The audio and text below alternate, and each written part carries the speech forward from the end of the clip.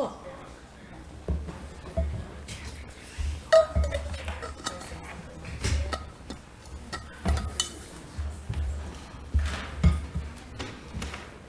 Okay. So good evening. It's now 6 o'clock and we'll start our council meeting and everyone is present. We have one council member who is not present tonight and that's Councilmember Schaefer. So we just had closed session and we have nothing to report out on those two items in the closed session. So good evening and thank you for reviewing the January 15th meeting of the Arcata City Council of the City of Arcata. And this is a hybrid meeting with both in-person attendance and teleconferencing across with access and via Zoom. So we'll have the land acknowledgement first. The City of Arcata acknowledges that the lands we are located on are the unceded ancestral lands of the Wiyot tribe. The land that Arcata rests on is known as, in the Wiyot language, as Gudini, meaning over in the woods or among the redwoods. Past actions by local and state and federal governments removed the Wiyot and other indigenous people from the lands and threatened to destroy their cultural practices. The City of Arcata acknowledges the Wiyot community, their elders, both past and present, as well as future generations. And this acknowledgement seeks to aid in dismantling the legacy narratives of settler colonialism. Tonight we have the Scout Pack from 95 and Troop Number 15 to post the colors and perform the flag salute. And the count, are you ready, Scouts? So we will let you come and we will raise ourselves up to pledge allegiance. So you want to start, please? Please follow me in the Pledge of Allegiance. I pledge allegiance to the flag of the United States of America and to the republic for which it stands, one nation, under God, indivisible, with liberty and justice for all. Thank you.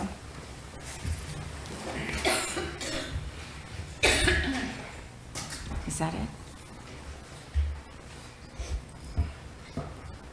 Okay, thank you very much. The next item is disruptive behavior policy script. Before we proceed with tonight's meeting, I would like to address some recent concerns regarding behavior during public comment portion of our city council meetings. The City Council deeply values the First Amendment right of our community members to express their views, and public participation is the cornerstone of our decision-making process, and we encourage open dialogue during our meetings. However, it's important to recognize that our meetings are structured to carry out the important work of governing the City of Arcata. In order to maintain order and ensure that we accomplish our business effectively, we must address any disruptive behavior that hinders the purpose of these proceedings.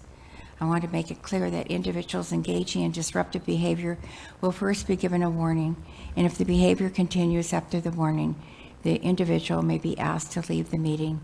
Disruptive behavior includes speaking beyond the allotted time, discussing matters that are not relevant to the agenda or outside the jurisdictions of the City Council, making threats against members of the council or the public, and engaging in personal attacks, insults, or using slanderous language that disrupts the meeting. We ask all speakers to respect one another and to remember that these proceedings are focused on important work of local government, and maintain an orderly and respectful environment is essential for all of us to function effectively as a City Council. And I thank you again for participating tonight. And I have a slight cold and a slight loss of a voice, but nevertheless, we would like to have a roll call, please.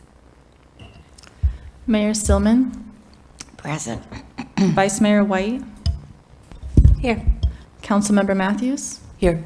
Councilmember Atkins Salazar, Here. Councilmember Schaefer is absent, but we do have a quorum. Thank you. So the first proclamation this evening is recognizing February 2 through 8, 2025 as Scouting Anniversary Week, and Councilwoman Meredith Matthews will be reading that. All right. So whereas Chicago publisher William D. Boyce founded the Boy Scouts of America on February 8, 1910, after learning of the scouting movement in London, and whereas just In just 2 years, Boy Scouts were enrolled in every state, and in 1916, the United States Congress granted the Boy Scouts of America a federal charter. To date, there have been more than 126 million Scouts across America, over 2.43 million of which achieved the Eagle Scout Award, Scouting highest rank. And whereas the purpose of the Scouting America program is to develop community members who are physically, mentally, and emotionally fit, have a high degree of self-reliance and resourcefulness, personal values, and the desire and skills to help others, and have a keen respect for the basic rights of all people. And whereas Scouts are taught the principle of the U.S. social, economic, and governmental systems and are prepared to participate and provide leadership in American society through active civic engagement. Now therefore be it proclaimed that the City Council of the City of Arcata recognizes the 115th anniversary of Scouting America, designates February 2nd through 8th, 2025 as Scouting Anniversary Week in Arcata, and expresses appreciation to the Scouts, their families, and the many volunteers of the Cub Scouts Pack, Scouts BSA troops, venturing crews, and Sea Scout ships of the Pacific Rivers District of Scouting America for their dedication to our local youth. Thanks to your efforts, hundreds of young boys and girls in Humboldt County are getting the support, friendship, and mentoring they need to lead successful and fulfilling lives through Scouting. This is dated February 5th, 2025, signed by Mayor Alex Stillman. And who is picking this up? It's on the front. Turn over your folder. Turn over your folder. All right, who's picking this up? It is one of our local Scouts.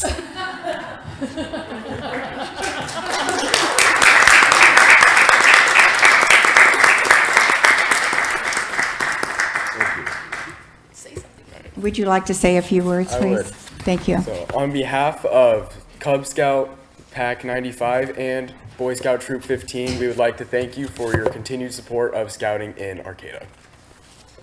Thank you very much.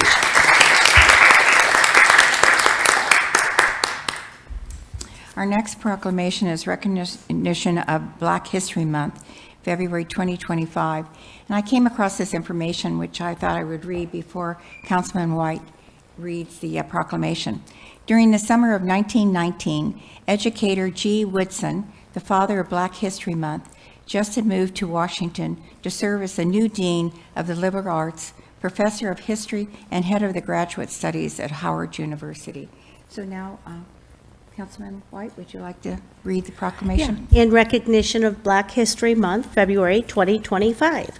Whereas Black Liberation Month, also known as Black History Month and African American Heritage Month, is a time to honor the rich cultural heritage, resilient spirit, and significant contributions of Black Americans to the history and progress of our nation. And whereas this month provides an opportunity to acknowledge and celebrate the enduring legacy of survivors of slavery whose strength and perseverance laid the foundation for the generations that followed, and whose stories remind us of the ongoing struggle for equality and justice. And whereas Black Americans have made immeasurable contributions to our society in the fields of art, science, education, business, civil rights, and beyond, shaping the fabric of our communities and the nation as a whole. And whereas it is imperative to recognize that the fight for equity and justice continues as Black Americans and people of African descent still face systemic racism and inequality in many areas of life, including education, healthcare, housing, and economic opportunities. And whereas we are called to support and uplift the organizations, individuals, communities dedicated to preserving and celebrating Black history and culture, and to creating a more inclusive and equitable future for all. And whereas the City Council acknowledges and commends the work of local Black organizations and initiatives, including the Umoja Center for Pan-African Excellence, the NAACP, Humboldt County Black Music, Arts, Be Black, Black to Our Roots, Youth Arts Will Succeed, YAS, Black Humboldt, and the dozens of others local, Black, and Brown-owned businesses that serve as cultural, economic, and social pillars in our community. Now, therefore, be it proclaimed that the City Council of Arcata does hereby proclaim February 2025 as Black Liberation Month, Black History Month, and African American Heritage Month, and encourages all residents to honor the contributions of Black Americans, reflect on the history of slavery and its lasting impact, and take action to combat systemic racism in our community, not just this February, but every day. The City Council of Arcata urges all residents to participate in and support local Black History Month events to amplify the voices of Black leaders and organizations and to promote equity and inclusion in all areas of our society, dated February 5th, 2025, by our very own Mayor, Alexandra Stillman. Thank you. You want to come forward? All right. I will be presenting this then to Alexis Harrell, and I hope I don't mess your name up. Is it? Okay. Could you pronounce it for us? Alexis Harrell, thank you. Thank you. And thank you. Do you want to have the rest of your group come up with you? Yes, please. Please come up. Thank you. We appreciate you all coming this evening. I know you came a little Thank bit you. early, but we're happy that you still came back. Thank you so Thank you. All right, is this where I talk? Yes, it is. Okay. Thank you. Well, good evening. Thank you to the City Council and the City of Arcata for this honor. I really appreciate it. I brought my student staff here with me because they are a huge part to what we do on campus. I would not be able to execute a lot of the things that we do as a center without their help, so please give them a hand as well. They contribute so much to our space, to our center, while balancing school, balancing jobs, balancing the matters of their personal lives. And their presence on campus as Black students, as Black individuals, is very important. Everything that you said in the proclamation is true and will continue to be true outside of any proclamation from institutions. We will never stop celebrating our contributions to the United States. We will never stop celebrating our resilience as a culture, as a people. So thank you for this honor. I appreciate it. Well, thank you so much for bringing everyone with you, and thank you for coming this evening. Thank you.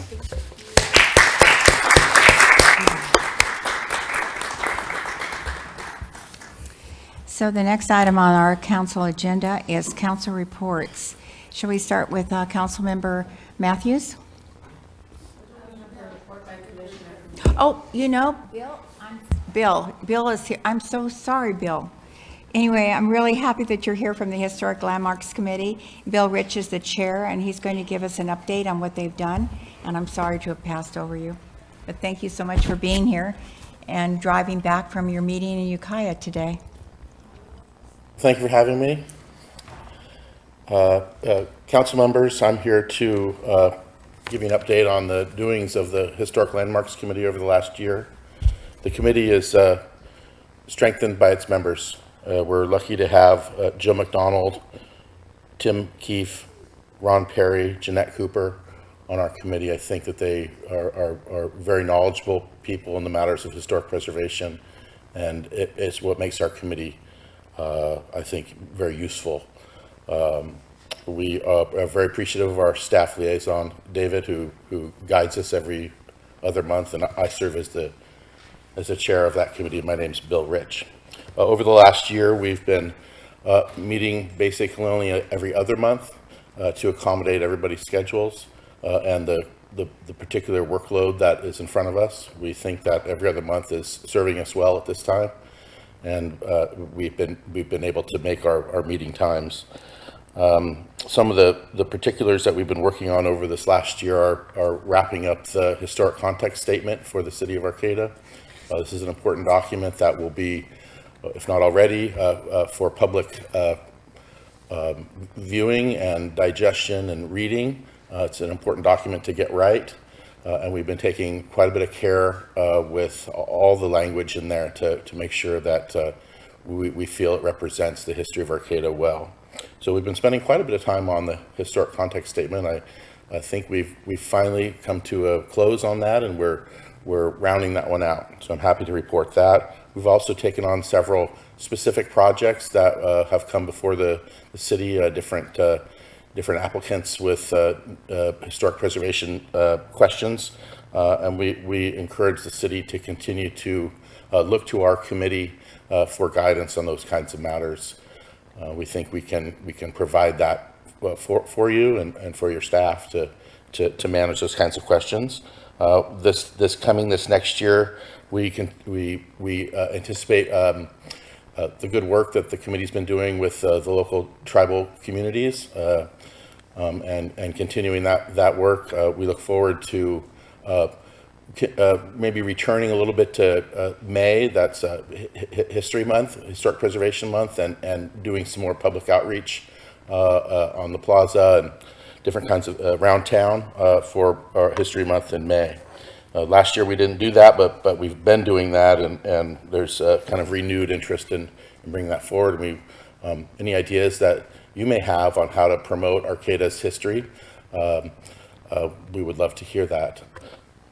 And I think that basically wraps up some of the things that we've been up to this year. And I'd be happy to answer any questions you might have. Thank you, Bill. Council questions, please? No one? Wow. I served on that committee, and I know the committee is really a good committee, and I really appreciate the fact that you finished up the context statement. I think that's really a valuable thing for us. And I'm going to just mention something that came to me recently, but the Sealy and Titlow building that's used as a workshop for many, it was brought to my attention that something we should maybe look at and see. The condition is not in the best shape, but it would definitely be a landmark because how it served Sealy and Titlow as the warehouse over the many years. It was Sealy and Titlow was operational where Hensel's Hardware is now in the paint store, and that's where. And also Northtown Books is where they had their china, glassware, housewares was in that. And then you would walk through the building and you go back to the Sealy and Titlow where they sold the chickens and the saddlery, all the hay and so forth, which was in the building, which they now use. But I understand it's in need of repair. So I just thought I'd put that before you, so thank you. Well, our committee would be happy to investigate that further and to promote Arcata's history. We think it provides a sense of pride, and so that's a great suggestion, and be happy to look into that particular building. And I think that's the value of our committee and those kinds of matters. Well, thank you so much for coming this evening. I appreciate it. Well, it's an honor to present Do you have this. a question? Thank you. Oh, I just want to say I'm really excited about what's going to happen in May. So I'll keep my ears and eyes peeled, and if I can think of anything to bring to the table, I'll get a hold of you. Okay, thank you. Thank you. Appreciate that. Thank you again for coming this evening. My pleasure.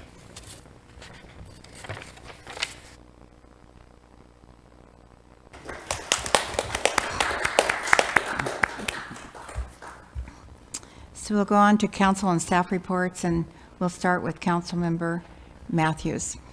Sure, I don't have many report outs. It was kind of a slow couple of weeks. I did want to let people know that I had the opportunity to meet with some leadership at Mad River Hospital and get some updates on their plans to bring more physicians up here and enhance their services. So that was really wonderful to hear. I also want to express my sorrow for the casualties of that fire and remind everybody that it's really cold out. Please be careful with your space heaters and candles and take care of each other. Thanks.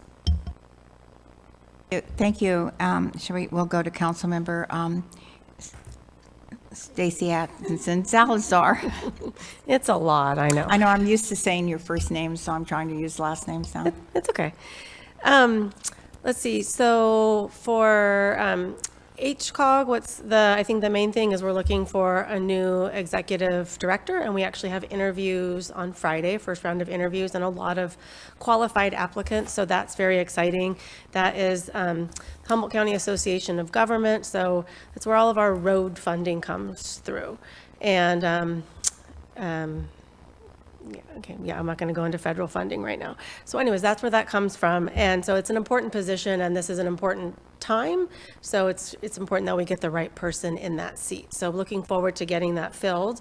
And then I was also invited to serve on, it's an advisory community, committee, a community advisory committee for the Humboldt Bay Offshore Wind Heavy Lift Marine Terminal Project.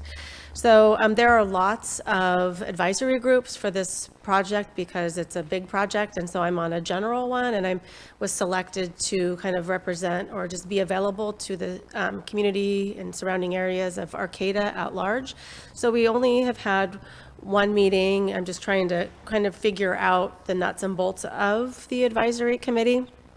But basically, my job is to stay informed of what's happening on the project, and then if community members want to reach out to me, I mean, of course, there's lots of people to reach out to, but maybe people know me or are more comfortable and might like to do that, so then I can help answer questions or most likely direct people to where they might go.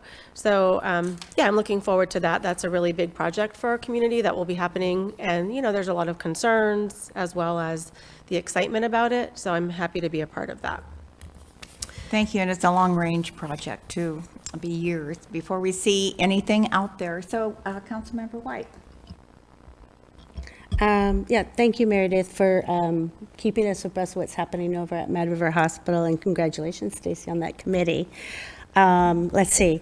First, I want to say I may have to leave. Well, I will have to leave at 8 for a necessary family obligation, but I think we'll be done before then.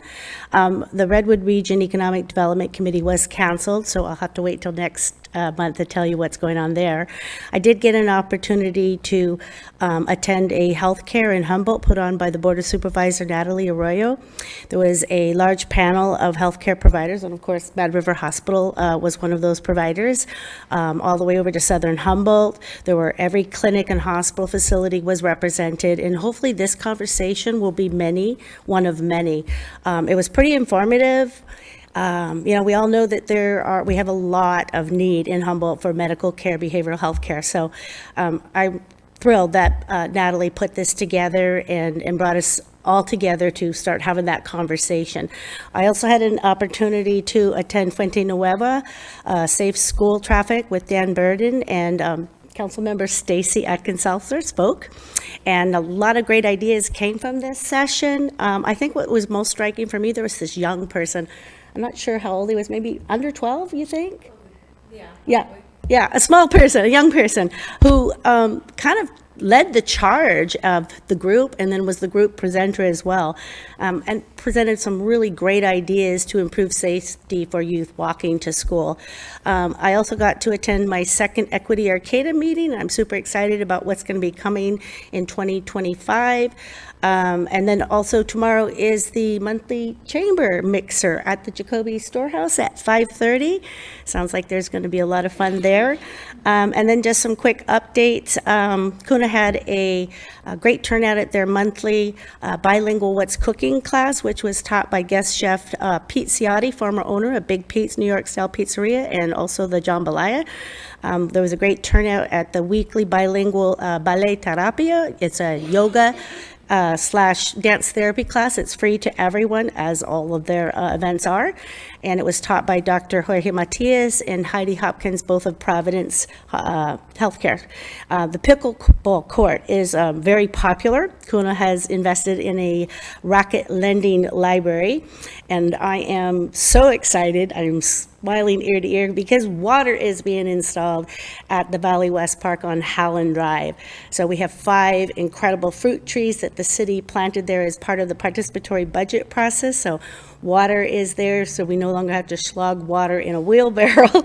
And let's see and the dog park. It looks like it is finally starting to break ground. Super excited about that. And then finally, the city of Arcata held the Valley West Community Center visioning sessions at the Kuna Resilience Hub. And there was a good turnout. And I don't know if I can do this or not, but a constituent asked if I could read a letter, and I guess it did come to all of council staff and was asked for public. Is that something that I can read? Well, why don't we do that under oral communications? Okay, they were unable to be present, so that's why. Okay, perfect. I think we should do it later. That Yep, would be that's all I got. appropriate. Okay, thank you. And so we've had, I'm going to hold this book up, The Marsh Builders. So Sharon Levy was a member of the Friends of the Arcata Marsh. And one of the things she took on was the story of how the whole Arcata Marsh system came about. And she was a writer and in her previous life. So she was a lifelong member of FOAM. And she was also one of the history people. She was a Marsh Trails naturalist, roving around answering questions, because that's a new program that they've been able to put together. And I just thought she just recently passed, and that we should acknowledge what she's done for us, because if someone hadn't written this book, we may never have had the history of how the marsh came about, and it all started in the 70s. So I would like to say at the end of the meeting, we'll close the meeting in memory of Sharon Levy. So I just wanted to bring that forward. And as always, I wanted to mention how wonderful the Parks and Recreation Department is, and their guide that's out, and how many activities. I think you probably mentioned a couple of things that are in there, and I hope everyone grabs it, because there's something for all ages.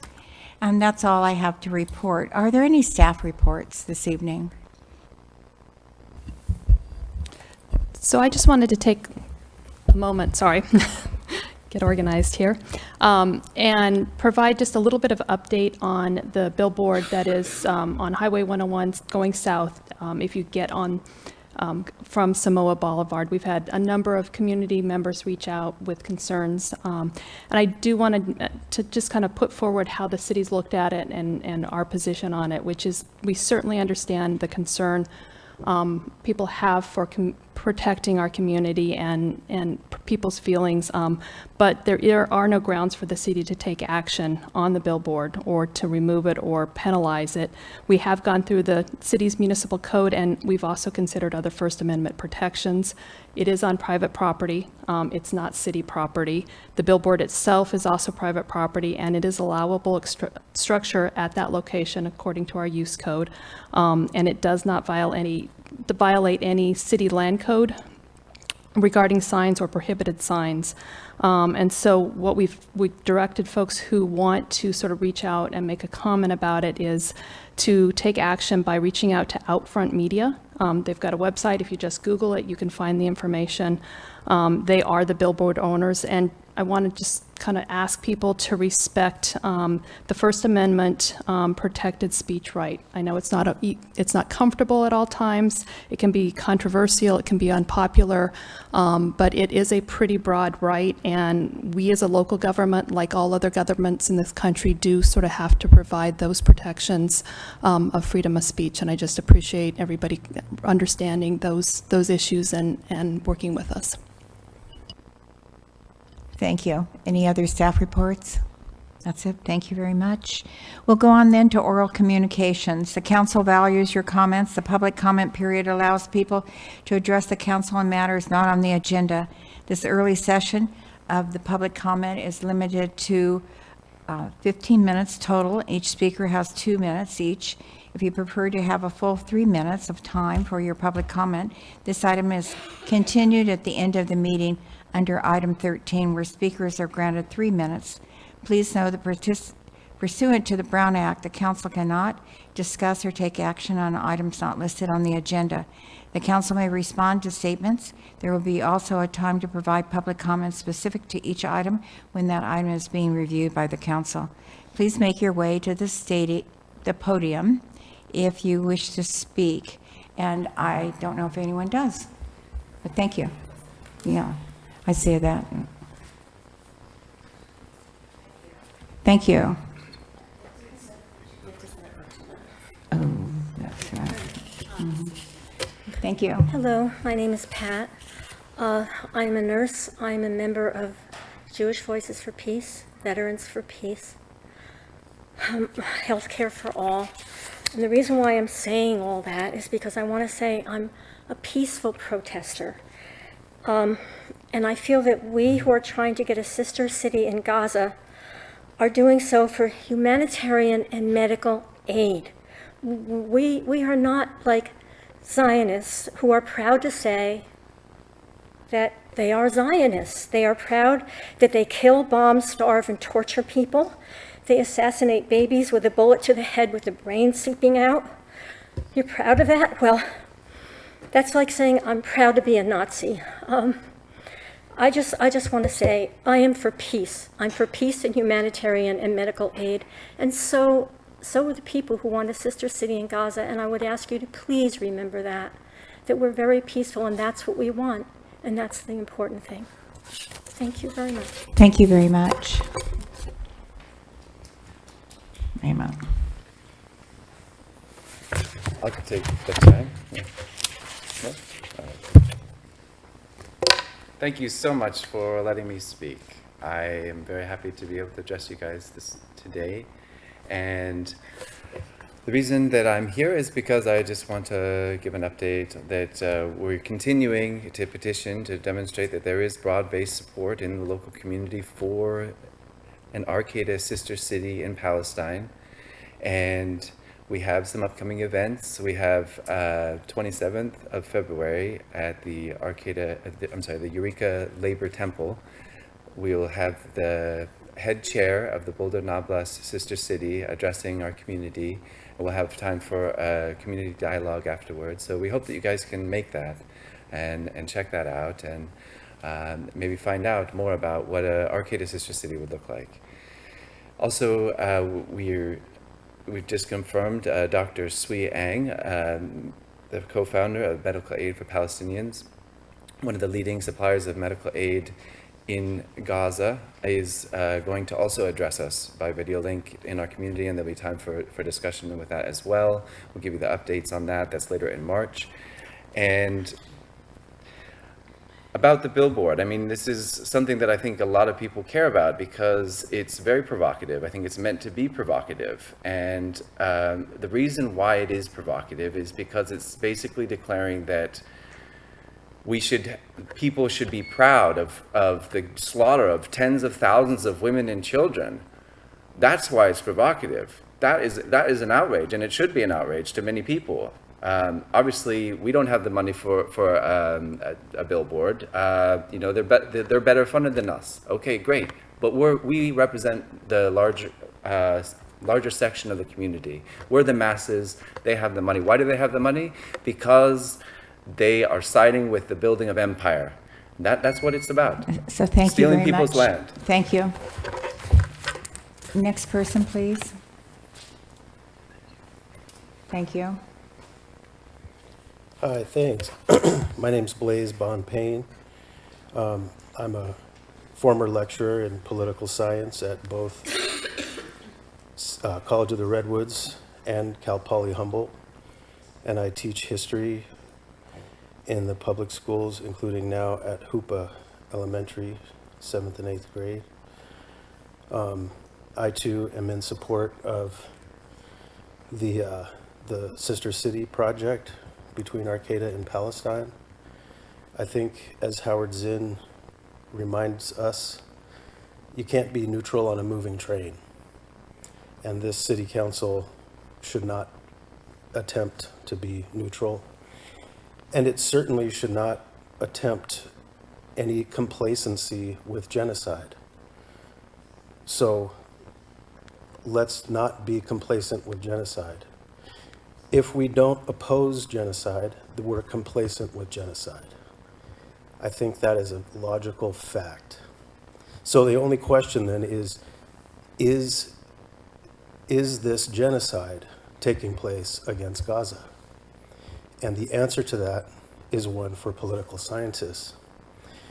And I would ask you, is there an international organization that has the credibility of the International Criminal Court, the UN, Amnesty International, and Human Rights Watch, just to name a few, who don't agree with those organizations that this is genocide?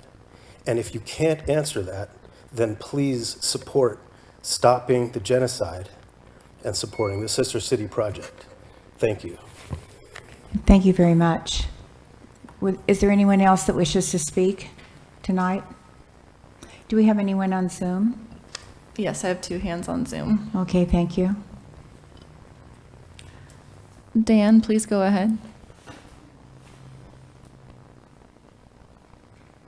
Hi, yeah, hi, I'm Dan Shaheen, and I guess I don't have a camera. That's fine. I just wanted to come out and Hi, Dan. I think you've unmuted yourself, but we can't hear you. you can't hear me?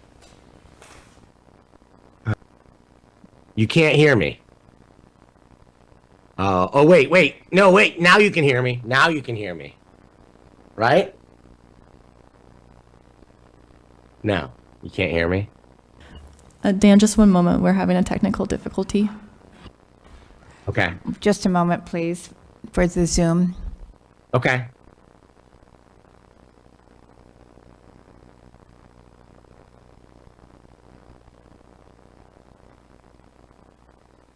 Dan, can you try speaking again? Sure. Can you hear me now? Yes. Okay, great. Thanks. I just wanted to come out and add my voice to the voices in support of Palestine Sister City Project, especially with the news coming out. Even just today, the tragedy in Gaza is ongoing. Donald Trump is the worst thing to happen to Palestinians since Joe Biden, and things are not going to get any better. Right here in our own community, we're seeing racism on full display.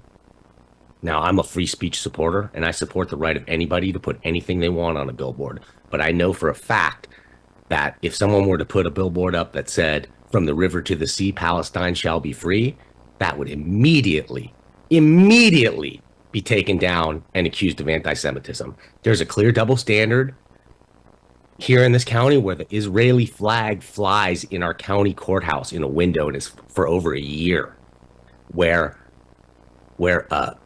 people come to city council meetings and call activists like the Redwood Peace and Justice Center terrorists, and call all Palestinians like myself and my children terrorists simply because we want to speak about our homeland.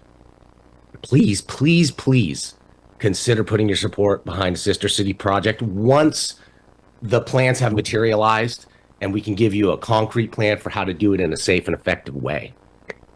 I really respect this council and their ability to think rationally about these things and change their mind when presented with the correct set of facts. And I know that you can make the right decision here. We've got a serious racism problem right here in the county staring us in the face in the form of billboards and flags in the county courthouse. We have a problem with supremacists who are openly flouting fascist slogans and logos in favor of extermination of Palestinian people, and it has to stop. Thank you, Dan. Appreciate your comment. Do we have anyone else on Zoom? Yes, Jeffrey, please go ahead. All right. Can you hear me? Yes. Okay, great.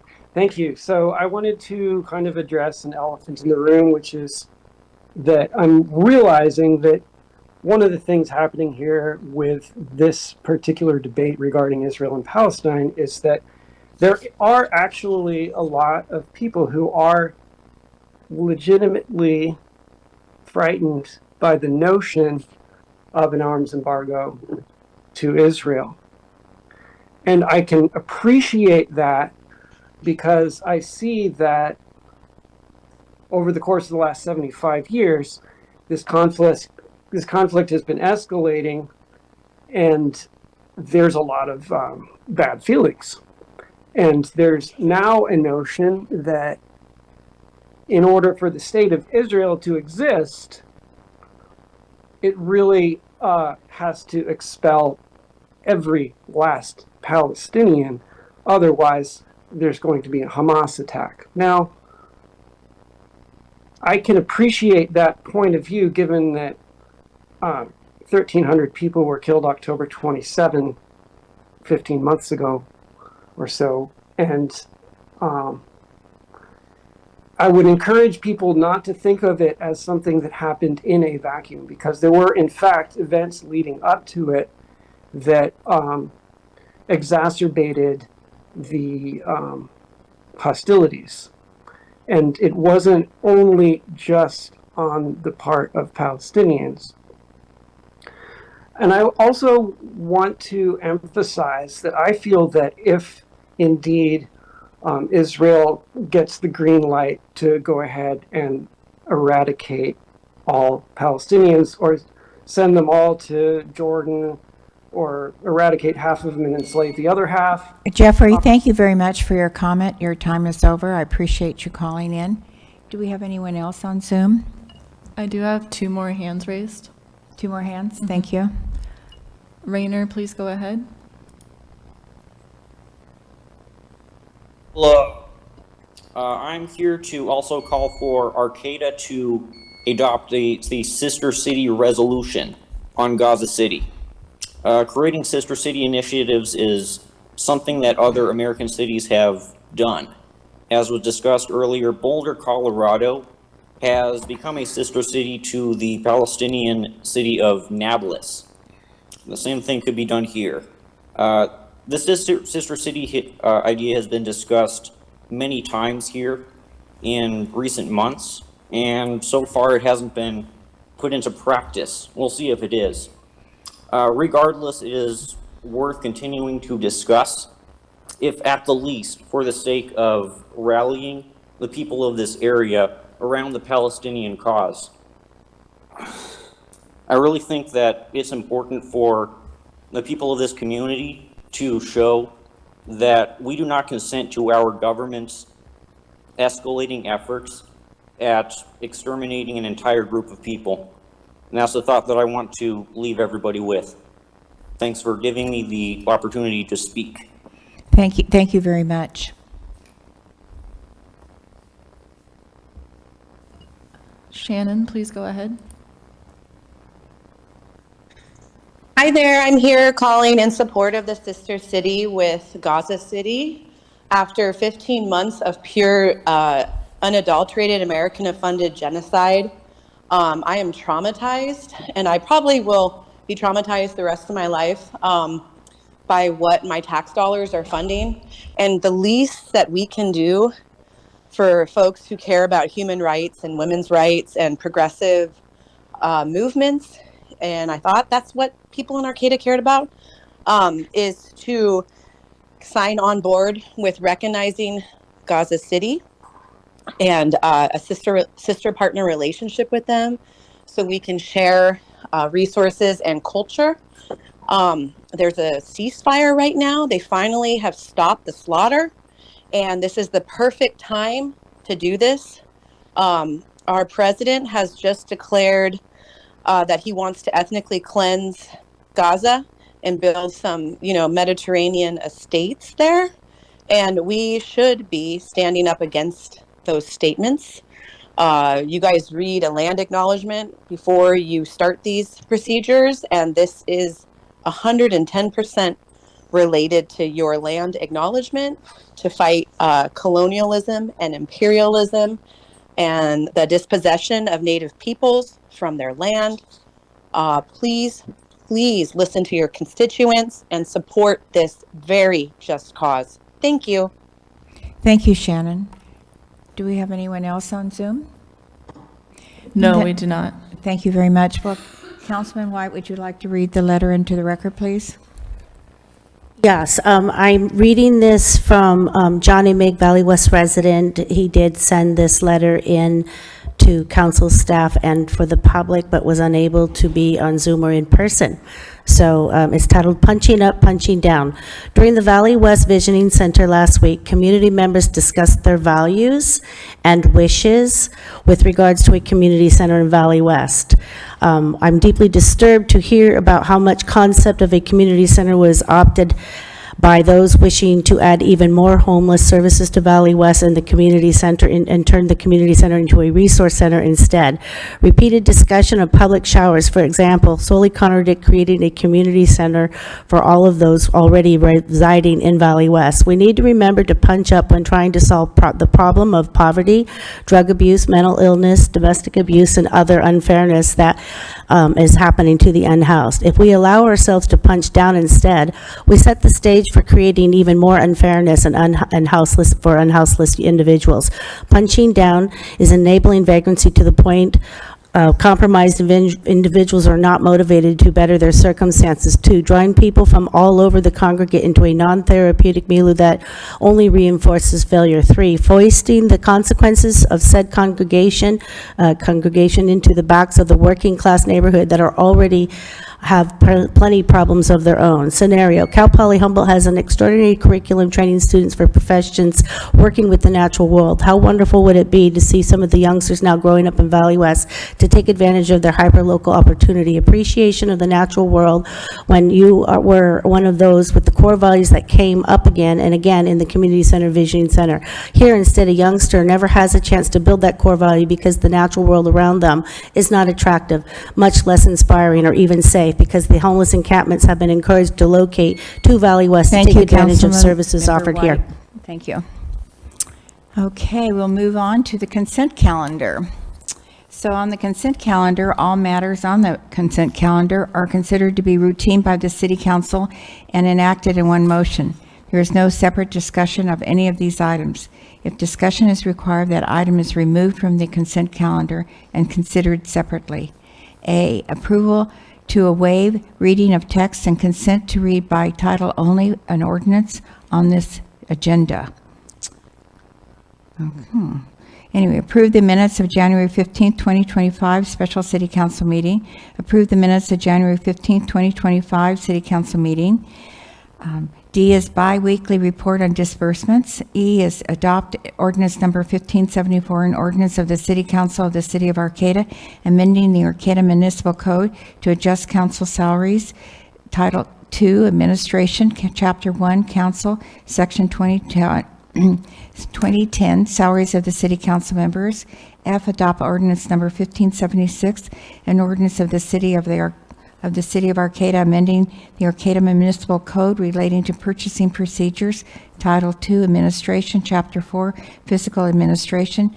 Number G is approve of ground lease and memorandum of understanding between the Redwood Coast Energy Authority for electric vehicle supply equipment at Carlson Park, and authorize the city manager to execute all applicable documents. And H is approve Councilmember Atkinson Salazar's remote participation at March 5th, 2025 City Council meeting pursuant to AB 2449 so that she can represent the city at the California Association of Councils of Governments Leadership Forum. Would any council member or staff like to remove an item from the agenda? Hearing none.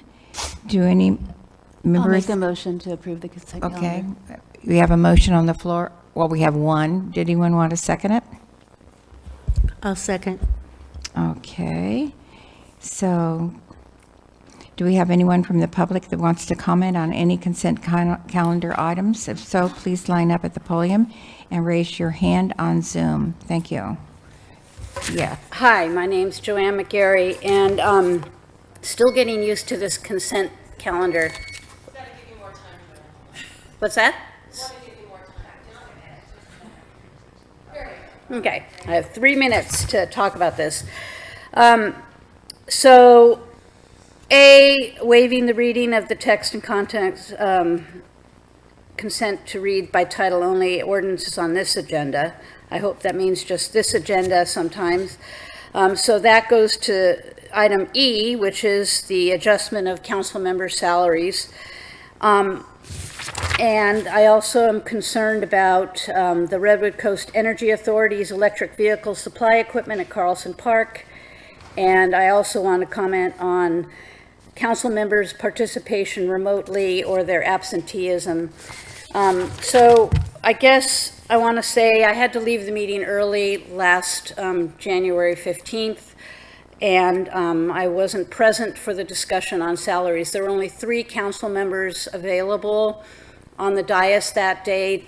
Alex Stillman and Stacy Atkins-Salazar were absent from that discussion. I would have preferred that they had postponed that discussion until everyone was present on the dais to talk about your own salaries.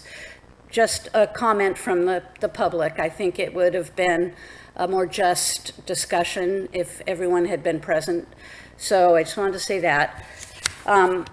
I think that this energy, RCEA, electric vehicle supply equipment, I hope with Carlson Park being a very sunny place, one of the sunnier places where we could have, I guess it's an electric plug-in that's being planned there. We talk about putting solar over it so that we can start utilizing the sun instead of plugging into the grid for people energizing their electric vehicles. I think this is time we really need to really push forward in thinking about our energy future. And I hope that part of this will be a solar energy, maybe battery storage component to any type of charging station, if that's what this matter is about. And then I really appreciate knowing that Stacy Atkins-Salazar will be somewhere else and wants to continue participating, which is great. I really would have loved at the last meeting to know, Mayor Stillman, that you weren't going to be there. I was surprised when I didn't find you there. So if you're not going to be there, it would be really nice for the constituents to know. So when we come to the meeting, we're prepared to know that you aren't going to be available at the meeting. I don't know if emergency came up for some of you who haven't been at other meetings, and Councilmember Schaefer today. I also would like for people to recognize, because some people are watching this for the first time, and that Tabitha Miller is filling in for our city manager, who's at a meeting apparently out of town for the city, but kind of announcing that kind of stuff. Thank you very much, Joanne. Is there anybody else that would like to speak this evening? Is there anyone on Zoom? No, there is not. Okay, thank you. Okay. I lived in Arcata 11 years. I think Trump and Vance could have a good homeless army, and yielding crops isn't out of the question. So, sir, this is actually related to the items on the consent calendar. And I've been listening, yeah. so you have to be addressing something on the consent calendar. If you want to speak on during oral communications, it'll be coming up shortly. Okay, thank you. Thank you very much, sir. So we have a motion on the floor. I believe it's by Councilmember Matthews and seconded by Councilmember White. All those in favor signify by saying aye. Aye. Aye. Those opposed, motion carries.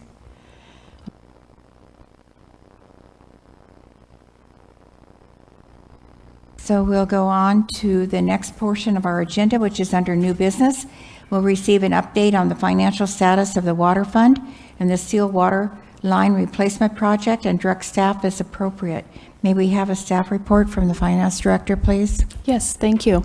Mayor, Vice Mayor, City Council members. Really quickly, we're going to start with the Steel Water Line Replacement Project because that really is at the heart of our financial discussions this evening. We'll talk about the status of the water fund, the financial challenges the utility is facing. We'll talk about the recommended short-term plan and the need for a longer-term plan. Just to begin with, the Steel Water Line Replacement Project it's the first phase of a bigger project. So much of the city's water infrastructure is 50 to 100 years old. 50 years is sort of the max on a useful life, so some of that has well exceeded as long as it should be around. And what we're experiencing and have been experiencing for quite a while is frequent line breaks and system failures. In the last 3 years, we had 244 reports that related to water leaks. The good news is that many of those were insignificant or non-existent or very easy to fix. But at least 5 or 10 times a year, we have significant events. And these require an extraordinary amount of staff time. Many times they happen in the middle of the night, on holidays, weekends, and multiple staff have to come out. In addition to that, the resources, because we're digging up lines, we're replacing on the fly, we're calling additional companies out with additional equipment, and then we should recognize the financial impact to our local businesses. We had one experience just this last December 1st, which was the end of the holiday weekend after Thanksgiving, where we shut down many businesses on the plaza that day because the water was out and they could not operate. And so that certainly impacts them, but we have to remember that also impacts the city's revenues too. So it is important. This specific project, it is currently out to bid. It's replacing 33,600 approximately linear feet of aging steel water mains. We've got 300 new valves, 680 laterals, and 700 meter boxes involved in this project. This is not a new project. I went back, I didn't do a thorough search, but I went back and looked at several rate studies in the last 20 years. It was included in the 2005 rate study.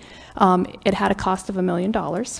In 2020, which is the most recent rate study we've gone through, it was at a cost of $5 million, and it was budgeted with a grant offset of $2.5 million, so we expected a $2.5 million net cost. We recently received an engineer's estimate, and the price tag now is $14.5 million, and we do not have a grant offset, which is really where we're at. I wanted to just show really quickly, because pictures are cool, although these are not necessarily, it really kind of gives you a sense of what happens when we have one of these breaks, the amount of water that is released and leaked. This is the intersection of 4th and F Street. We've got the intersection of Zedner and S Streets and 10th and I Streets. You can see the large hole that had to be dug into our street there. We've got Sewer Street, and again, it's dark out, it's at night. An intersection of G and 9th Street, you can see how far down they have to dig to get to the pipe to actually fix it. And then this is also a cracked pipe from Plunkett Road. So one of the other factors that I think we should consider when we have these kind of leaks is how much we're losing. And this is just a history of the last 7 years of water supplied, which is the large blue number, the water used, which is the water that we actually are consuming. It's the water that's running through meters that we are accounting for and collecting revenue on, and then the lost water. And you can certainly see if you look across that the blue line there is trending the water loss. And we are certainly, since 2022, on an uphill course, and we are just below 30% water loss as of our current year that ended on June 30th of 2024.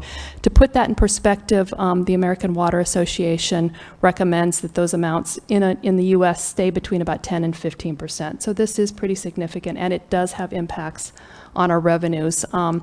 It's the cost of the water, which we are lucky. We don't see a huge increase because we're mostly billed on the cost to actually treat the water and get it to us, not on a volume charge from the Humboldt Bay Municipal Water District. The other problem we have is that the city system is old, but so is the private part, the aspect of our water system. So we also are dealing with substantial leaks on the private side. And RAL, we don't have to pay to improve those, and they're not our responsibility. We do have a leak policy that we do forgive up to 2 months water loss when they have a water leak. And those we are actually, this last year, we probably lost about $100,000 in water that we could not bill because it was associated with a pretty substantial leak. I'm going to move on to kind of talk about the impact on the water fund resources. So as a general rule, and this is true of utilities normally, over the years what you do is you accumulate funds. You charge rates, you accumulate that money, and it sits in your reserves until you need to replace infrastructure or have big capital improvements. And obviously the still water line is one of those. And you set your rates to include those capital projects. So you build up enough, you do the projects, and you move forward. We simply cannot afford the new price tag. It's that simple. In addition to that, I think it's important to talk about the fact that this is not the only CIP project that we need to address in the next 10 years. This is phase one of large replacement of our water lines. We probably have at least 10 years where we need to be spending, according to our city engineer, $3 to $5 million a year on infrastructure. And while we thought we had healthy reserves when we looked at this probably a year ago, where we were at $12.4 million available there, that's not enough to cover the cost of this project, and we have some additional issues that we'll talk about in a few slides, but to kind of explain the numbers that are there, this is the bottom of those long-range plans that were attached to the agenda, and this is really a summary of your resources. So the top line, the decrease in working capital, is the net of all your revenues less all your expenses, and it does include capital projects. The $2.2 million last year and even the $2.6 million loss or deficit from those 2 years was planned for. You know, those were spending down those reserves that we built up so that we could do some capital projects, and we have succeeded there. The estimated beginning available fund balance, the 12.4, was at the beginning of fiscal year 2024. At the end, we had $10.2 million. You'll see that on the next line, it becomes the beginning balance for 2025. The challenge, and if you just look over to the end of 2028, if we continue forward without looking at a rate structure, without addressing the deficit, and we do the project with the $14.5 million price tag, we will be $7.5 million in the hole. So obviously we have to do something. I want to talk a little bit more about the numbers, and I realize there's lots of numbers on this, but really the trend lines are what I wanted to point out here. And if you start at the top, you'll see there's a blue line. That is your operating revenue currently. And the problem with that is that there's a couple things that work there. There are no rate increases in the future. We implemented the last one as of July 1st of 2024. And so that's one of the things that we're dealing with. You'll also have a decrease in revenue because as your cash balances decrease rapidly, we won't have interest revenue coming in. We're also, again, we've also seen that decrease from leaks and other things, and this model assumes that we have that same level of leaks at least for a little while. So that's kind of the unfortunate. At the same time, of course, the orange line, which is our expenses, is increasing with inflation, and we have, you know, as you can see, if we do nothing, we have a big gap when we get out to 2034. The bottom line, the green line, is actually a cumulative. It's every year that gap, which obviously grows bigger every year. And my little bubble here, which when I looked at the name, when I added it to my graph, it was actually the explosion. And I thought that was kind of apropos. And so we end up at a net of negative $12.5 million, which is exactly that 12.4 we had. We've just wiped out our reserves, and that's just the operating. This does not include the capital improvement program, which you can see that I have bigger explosions. So the first line, the blue line there, is just the operating deficit across time, and again, that's a negative 12.5. If you take your capital improvement program, which is the orange line, this happens to be the net revenue and expenses. So when we get grants in, that will offset some of the cost. Unfortunately, we don't have any of those in play going forward. It doesn't mean we won't get them, but we currently don't have anything that's been awarded that we can count on. That puts us at a negative $32.6 million. And again, this is if we do nothing and we just continue to spend money. And then you add those two together and you get a negative $45.1 million. The clear, point here is that we simply can't not do this. We don't have those funds and other funds. We don't have those resources and other funds to cover $45 million. So we are proposing two sort of approaches for the council to consider tonight. The first is really the short-term solution.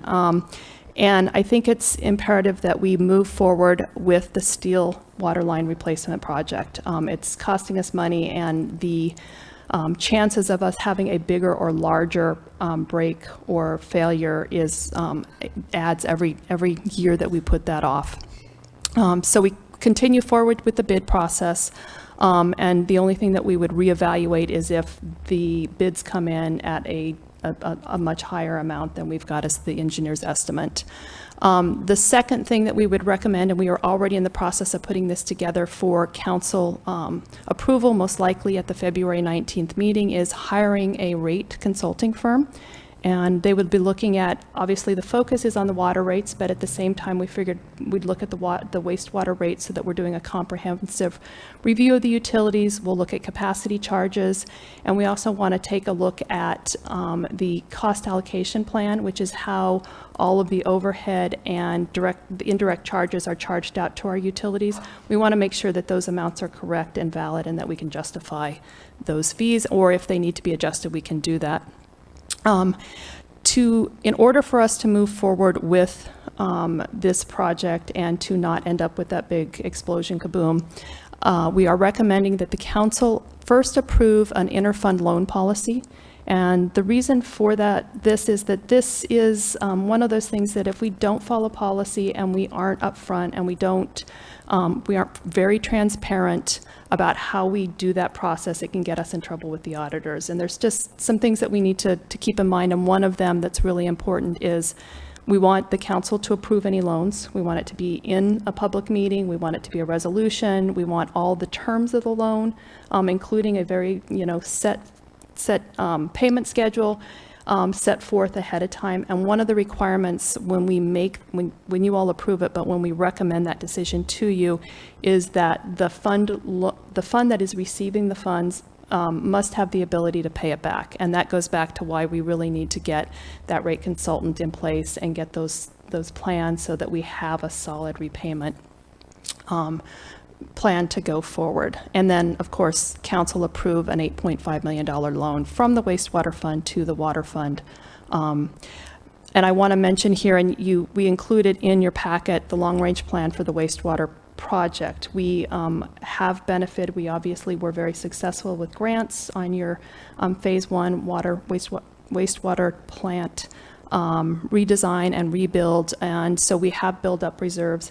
And those are not necessarily reserves. That $8.5 million is not immediately in need over the next 10 years. So it is something that fund can provide.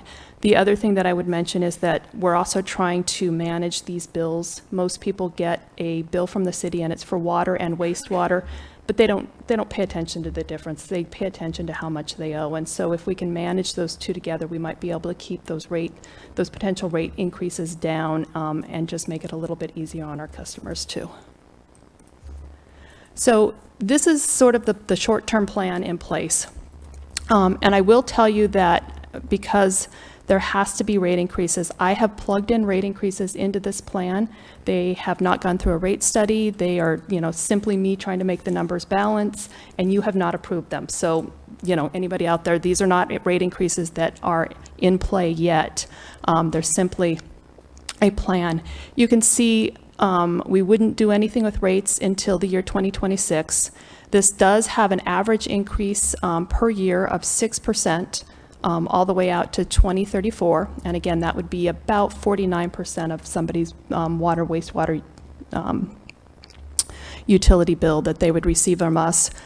Our expenses are the same as they were on the last one. And the big difference, and this is just operating, it doesn't include the capital improvement program, we're actually able to save or put aside and accumulate about $12.3 million. So instead of pulling money out, we actually would be able to add towards our capital projects. This is the capital improvement program piece of this. We've got, just like the other chart, we've got the operating piece with the $12.3 million. I don't have any explosions here. We have little call-out boxes instead. If you look at the cost of the capital program, which includes the offset of the loan, you've got, let me make sure I've got my number correct. You've got your net working capital where you're just eating into it by $10.4 million. And just to be clear, you had 12.4, you're using 10.4, that leaves you just 2 million. So when I say better but not good, 2 million in reserves is not a lot for your wastewater utility. And this is where we really need to look at those longer term plans, and we really need to figure out how best to fund the, the ongoing $3 to $5 million that we really need to be doing. And it may be we look at a bigger capital program where we finance amounts up front. I just looked at what rates would be. They probably would be about 4.5% if we borrowed the money. That's also about what we're earning right now. Obviously, going forward, rates will probably do all kinds of crazy things over that period of time, but it may allow us to do those on a different scale, get the work done, and it will also help us firm up our revenues and our water losses and some of the other things that are eating away a little bit by little bit over our resources. So this is probably the least popular thing we could bring up, which is talking about, utility rate increases. As I said, my projections were an average of 6%. I don't know that that's the right number, but it's what I could put in and make it work. You would be splitting this, your water bill, the average residential customer, their water bill is about 49% of their total bill. The wastewater is 51%. At this point in time, we're not seeing that we need wastewater rate increases, at least in the near future. So there would be, it would be, if it's 6% split over the two, it would be less than 3% per year on average. And again, the level of the CIP, that really is the driving factor. Just like that still water line replacement project is driving our current financial issues, that additional money that we need to figure out how to invest in our city infrastructure is going to be the biggest drive on rates. And it is critical on the water loss. We also have, because our water meters are aging, we feel like they're probably not, part of the reason we have the water loss is that they are not properly measuring the amount of water that's going through them. So a couple things that happen. Typically when water meters fail, they slow down. And so customers start getting the benefit of being charged less water. And we do know we have meters out there that are not registering water use at all. So that's also a critical piece of our infrastructure. And then, of course, just losses on businesses. We don't want to put them in that position or ourselves. And with that, I'm happy to entertain questions. And I just put the staff's recommendation up here, which is to direct staff to draft an interfund loan policy, and then a resolution providing terms for an $8.5 million loan from the city's wastewater fund to the city's water fund for possible future action. Thank you. Council questions, please. So I guess first I want to say I'm really appreciative of that you are on this, and I realize these shortfalls began long before you were on board. I'm new, so this is like kind of shocking to me, and I know that we need to address this. In the introduction, it says that this project has been in the city's capital improvement project since 2005. So while the pipes were not 100 years old back then, many were 75 years old, and I'm not trying to be adversarial, but I'm just wanting to, I think I'm merely asking the questions that the constituents would be asking and trying to understand then why in 2020 when Bartle Wells, I hope I'm saying that right, when they conducted their rate study and we increased water rates, why did we not see this shortfall? I know that over the last 3 years, you mentioned in your report or presentation that there were 244 reports of water leaks or water repairs. And again, I realize that you were not even here back in 2020, but I'm assuming that we had those same similar issues in 2020 when we did the recent study with Bartle Wells. And if you look at the water loss, we lost more water in 2020 than any of the years except for 2024. So I'm just wondering why this didn't come up again in 2020. And then also just worth mentioning, the similar losses were experienced in 2018. And I also want to say, like, I understand that we don't currently have an interfund loan policy, and that prior to approving these loans, that we do need to do this, best practices, and also within the state law.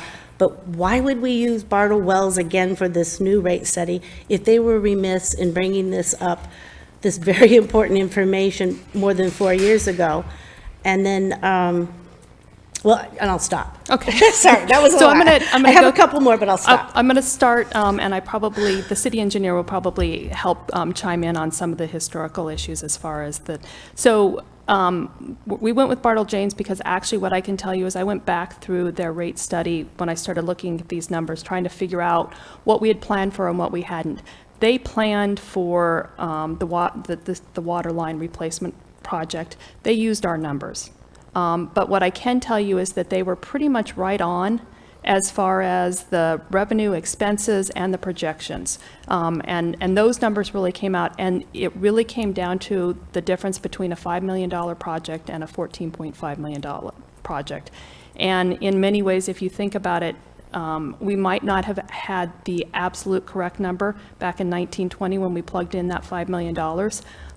But we've had a lot of things happen over the last 5 years. We had a pandemic, we've had, record inflation, and we've seen higher inflation on all of our capital projects and all of our construction materials than anywhere else. And that's been a trend since even before the pandemic. So we feel pretty confident that they are on top of it, and that some of this is that maybe we didn't have the actual right number then, but we do feel like the rest of the work they've done is strong.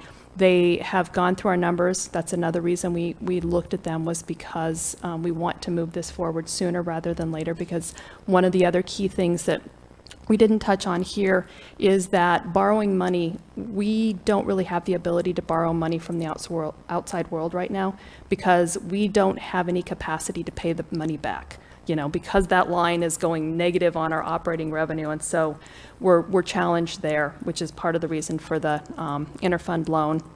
And I know that, and I'll mention this before I turn it over to the city engineer. We've talked about the fact that you all got record amounts of grant revenue, in particular for the wastewater treatment plant in the last 5 years. And part of this is just a managing of resources and having enough resources to get that money spent, to make sure that we can meet the grant requirements, and trying to prioritize where we get the biggest bang for our buck, and making sure that we max out the larger dollars. And so some of it is just capacity, and I will let Netra add to that. So Netra, would you just mention too, how many miles do we happen to have of water lines? Thank you. I will. Good evening. We have 89 miles of water lines. That varies from 2-inch to 12-inch water line. And we have maybe potentially 5 to 6 different types of pipe, includes HDPE, PVC, C900, steel line. So maybe I'll try to answer your question. So this project has been in the books since 2005. That doesn't mean that city has done nothing since then. Since then, there were I would say at least 3 projects that I have seen in the records that have been completed in 2009, 2013, and again in 2018. There were purely only steel line replacement project that's been done. But they were a small projects in the range of less than $500,000 project. To make a big impact, since we have 89 miles of water line, which are aging from 50 years to 100 years, we need to do a big overhaul. So with that in mind, we were planning in 2020, when the Bartle did the rate analysis, the plan was to replace a portion of the steel water line. And in that rate study, when we did the engineer's estimate at that time, the cost of the project was $5 million. So it was included in the rate study for the $5 million. In that $5 million, at that time, we were very successful in getting grants. So the goal was to get 2.5 million via grant or loan, and other would be from the city funds. So it was planned, but same project, there are more. We are finding, as we are digging more, we are finding more failure of the pipes. So the project is expanding. Initially it was maybe a 4-mile long project, but today it's 6 miles. We need to replace 6 miles, and the cost has definitely doubled since then. So since the project was $5 million at that time, and today's dollar, that cost is 14.5. And we will know when the bids come out. Still, the materials supply is shortage, so cost may go up. But the highest estimate at this point is 14.5 million for the whole project. And the longer we wait, wait, the more that price goes up. So it's now or never, really. Yeah. And also, maybe not to give you perspective, when we did the estimate for the wastewater project 10 years ago, the cost of the project was $15 million. Today, when we did the project, is $64 million project, and that's just only phase one. So the cost has definitely exponentially increased in the market, so we just have to keep up with those. So this supply chain has really affected the cost, and I know we're not able to speculate if that's going to change, but I mean, that's the big cost, right? I mean, with COVID and the supply chain, or not. Correct me if I'm wrong. No, it plays a role, definitely. Supply and its shortage of materials, so the cost is up, definitely. It does, because after COVID, this was the cost of $5 million for the project, that was prior to COVID. And after the COVID, when we did the, again, estimate 2 years ago, when we were trying to get a loan for the project, it was a $9 million project. That was like just 2 years ago. So we're only going to see it escalate, and so the sooner we take it by the reins and do something, the better off it will be.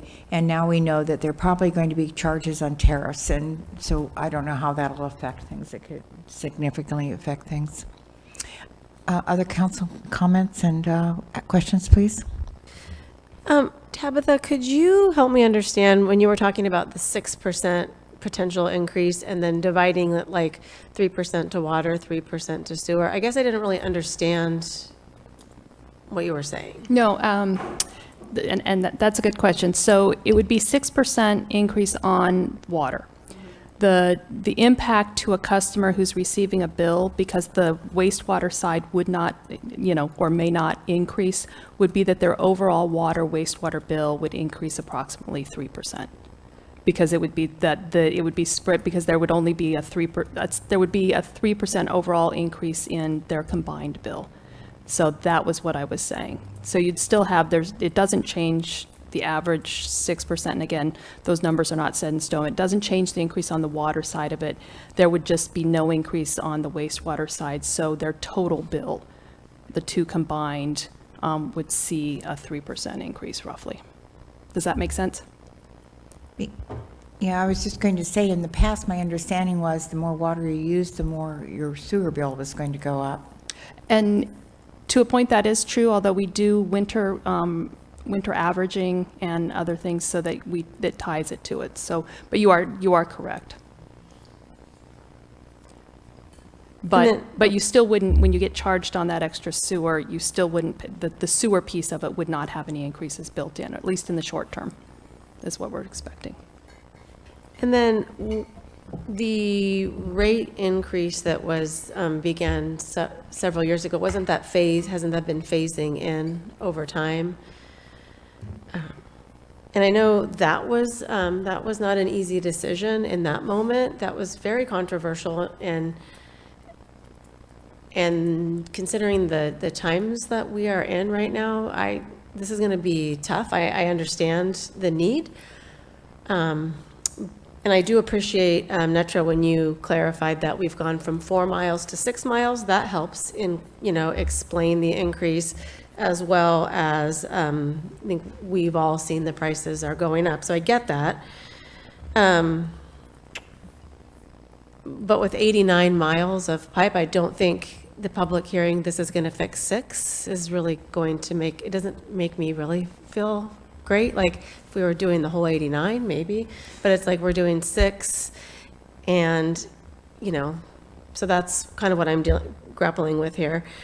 And then the other problem or just concern I have is normally, like, I appreciate that we are in, like we're not rich by any means, but we're making it where a lot of municipalities are not. So I appreciate that we are in a good financial position, and so normally, like, to authorize borrowing from a fund $8 million, I would just say yeah. But I just have a concern about that right now in this moment. Maybe we have gotten a lot of grant money. I think that there's a lot of uncertainty as to what type of grant money we will have access to. So we can't, before there was a system that was set in place that we could pretty much rely on. And so we kind of knew, here's the equation. If we do we don't have that right now. It's chaos.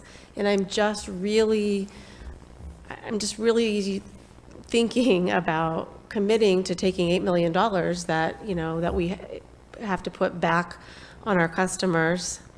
And, I know we're great at getting grants, but it might not be us, they might not be there. So that's what I'm struggling with. I don't know how others feel. Can I add something to that? I know we are very fortunate in getting grants and loan, and we did apply for a loan and grant for this project. And we had this conversation with our granting agency a month ago regarding this project. And the response was, our rates, current rates, do not support the loan that they want to give us. So we need to make some adjustment to get those loans or grants in future. If we don't do the rate study in some ways, we will not be able to afford the loans that they give at the low interest. Well, and that makes sense, and I don't have any argument with a rate study in doing that. I guess my only hesitation is right now, and I just really want to hear from everyone about authorizing that $8 million on all of our regular assumptions, because, and I guess I'm curious too, Tabitha, I understand you can't predict the future, especially this one, but how you feel about that.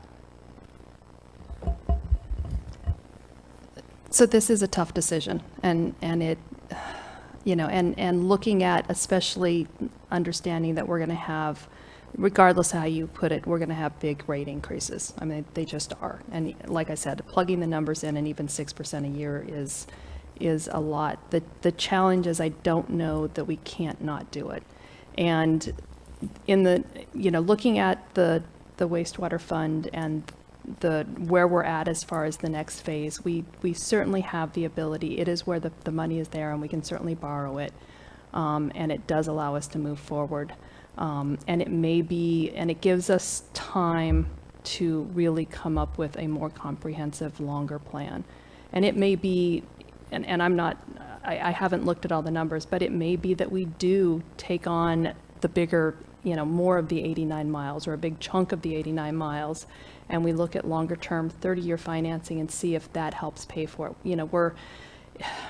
The unknowns are really scary, and whether you're trying to look at interest rates, whether you're trying to look at grant revenues, whether you're trying to look at how our economy is going to go, those are all big issues, and this is a big commitment, and we do have to be comfortable with that decision.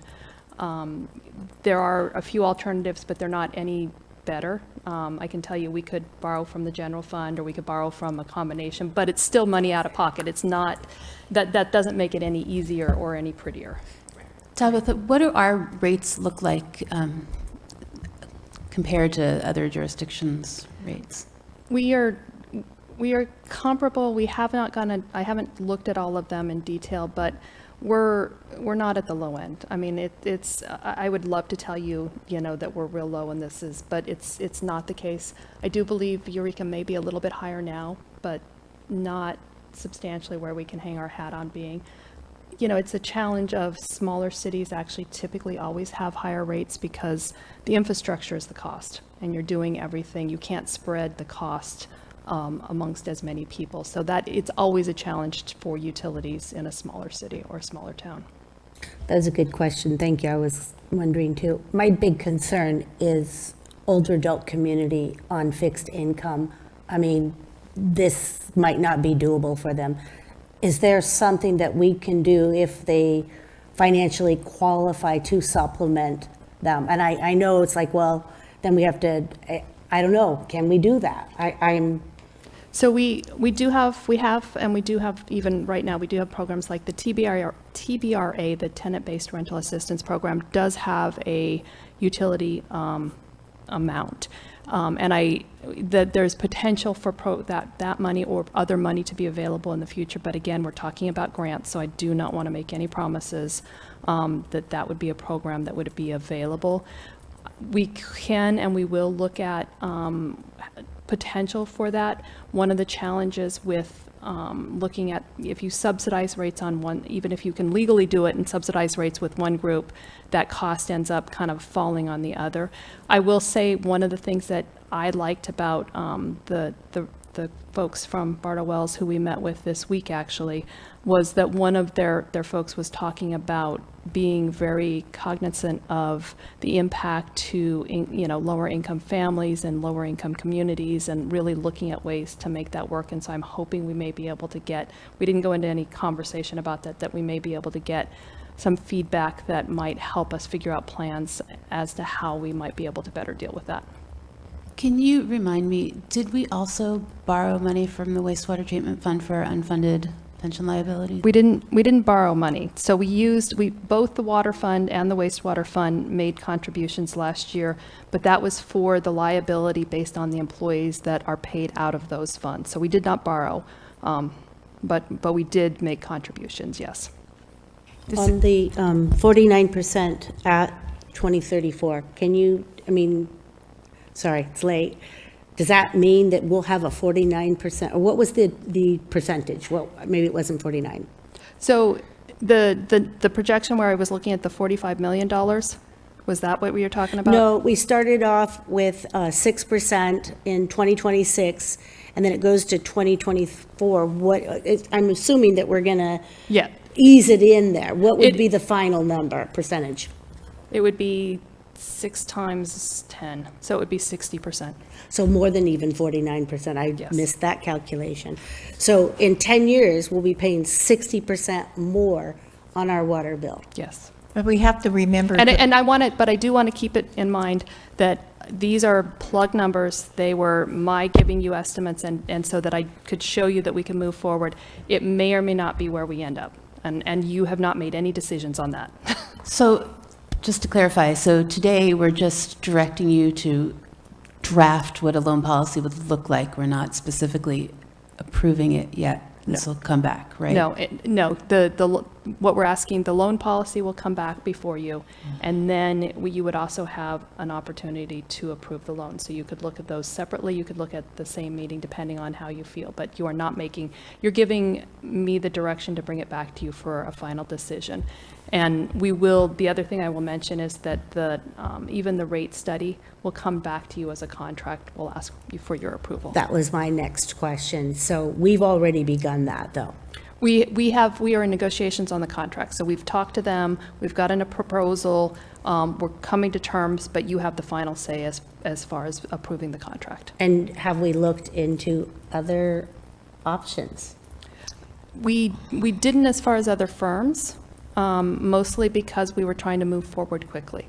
We actually made this decision because we didn't want to spend the time on an RFP because we felt time was of the essence. Yeah, I guess I'm just thinking about, in 2020, they knew this, and why didn't we build it in a little bit then so it wasn't such a big shock? But we built in the $5 million, and even we built in the $2.5 million, but keep in mind we have $10.2 million even at the end of this year.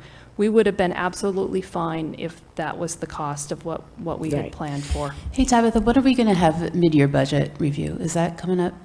It will come to you on March 5th is where we're planning. Okay.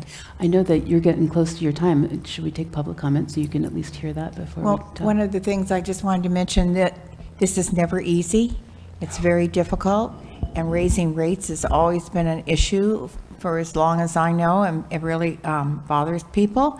But, and I can understand it, and I think maybe things will be somewhat different in the future if we have more housing, we have more people to spread it out to, and I'm hoping that that'll happen with the Gateway Plan and the other planning, that we will have more people in our communities to help offset some of this. And the other thing is that we no longer have any wooden pipes for water, I'm assuming, because there was a time when the city would go in because they had a leak and they would dig it up, and they had a pipe that looked like a barrel. It was redwood. It would have a band around it. And when it was swollen, when there was water in it, would be swollen and it wouldn't leak. But if it wasn't, then it would leak. So I think the city's gotten rid of all those. If you ever want to see one, there's one down at the marsh. There, you can go look at it, and there's one up at the Phillips House Museum, and you can see what our water system, how it was when it was originally built, and how we've improved on it over the years.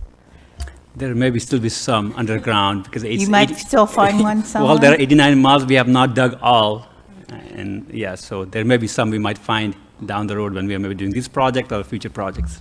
But this is a really hard subject, but we have to provide water. And if we think about it, and we think about the amount of money it costs us each time we have a crew go out and to have to dig a hole and fix something, it's really costing us on this end too. And so it affects our overall budget. And I'm just thinking that we don't have many choices when people want water, and we don't want to have all these leaks, and we need to save water. And people would say to us, well, you lose all that water, and then what about a fire? You know, and we say, oh, well, you know. So it's not easy. So with the staff recommendation here, do we have anyone on the council that would be willing to move forward on directing staff? I'd like to hear public comment before we. All righty. So if you would like to comment on this item, please step forward. Okay, ready? Gregory Daggett. I've had quite a few conversations with our past city manager on this subject, so let's make this as simple as possible. So for years, we've been raising our rates on water and our sewage, and we've been telling the public that that money is going to go to projects like this to repair the pipes that are deteriorating. And as Meredith mentioned, you took $5 million from this fund recently and use that for your pension, which 2.5 from each of them, if I'm accurate on that. And so, I mean, has that ever even been done in the history of the city, where we've taken money from, that we tell the public, you know, that we're collecting to do these jobs, and then it's used for a pension? So that's a point I would make. And it's kind of like creative financing. So, I mean, obviously, the city should have, years and years ago, at a much lower price, done this project, because this is a big number, and your taxpayers are hurting at this time. I mean, part of the reason the elections in the federal ended up the way that they are, if you look at all the data, is because people are just, you know, everything's going up, whether it's food and all these costs. So it's part of, you know, in the past, from my opinion, city managers that I don't think came from a financial background. You realize that the majority of city managers these days need to have a master's degree in finance. So maybe if we had people in the past that, you know, looked at these things and made decisions, we wouldn't be in the situation now, which is a very difficult situation to be in, because we're kind of screwed. It's like the amount that has to be paid, and just the financial condition of people that are, I mean, they don't understand. I mean, when I ran for office, there wasn't one single person that knew that money came out of this fund that they were paying for their water that went into the pension. Nobody knew that, and they were kind of shocked by that. I'd also mention, you know, we put $64 million into the wastewater treatment plant, that was you know, paid by a lot by the state. And why is it that, like, right before New Year's Day, that we had a huge all this waste water was being dumped into the bay, raw sewage, because we had 6 or 7 hours of, you know, just a big mess. And it was reported to the Regional Water Quality Board, and we sank all this money into it, but we're still having problems that we're polluting the bay with raw sewage. So it would be nice if we had answers to these questions. Thank you. Is there anyone else that would like to come and speak? Hi, Walt Geist. Thank you. Long-time resident, first-time speaker. I actually wanted to talk to you a little bit about modeling. 6% compounded over 10 years is not 60%, it's 100%. So just for the record, that's actually doubling the rate over 10 years. Yeah. But it is. So I just want to be clear. Well, you have a disagreement, but. Oh, no, it's math. But I mean, if it's less than 6%, you might get to 60%, but 6% raised, 6% every year for 10 years, compounded. Anyway, In your modeling, I'm very interested to know, Alex brought up a very good point about the base assumption on our population. I know Humboldt's building a lot of buildings. I'm not sure exactly what the demographics look like going into the future, but the assumption that that line would be falling persistently, I would question that, whether there's a fallacy there. One of the other things that I heard that doesn't ring, you said that we lost $200,000 in leaking water because we were refunding people's bills, right? We would have $200,000 in revenue. Yes, but if their water didn't leak, they wouldn't have used it. You would never bill them that $200,000. That's a fallacy. They would never have used it. It just leaked, so we lost it. We don't pay on volume. We pay for the treatment. So to the extent that our marginal cost of losing water is the cost of transport and the cost of treatment, how much our marginal cost is on every lost gallon, that cost benefit analysis may not come anywhere close to the amount of money you're talking about spending. So while it may be abhorrent to waste all this water, the actual cost of wasting that water might not be anywhere near what you're talking about spending, because you're not paying for the volume of water you're using or losing. Also, I would question the engineer whether there are other alternatives for a full-on replacement. There's pipeliners, there's a lot of other intermediary steps that may or may not serve a very, very long-term horizon, but I would encourage you to look up and out to see if there are other alternatives. So, as someone who models professionally, just my points. Thank you. So is there anyone else that would like to speak this evening? Is there anyone on Zoom?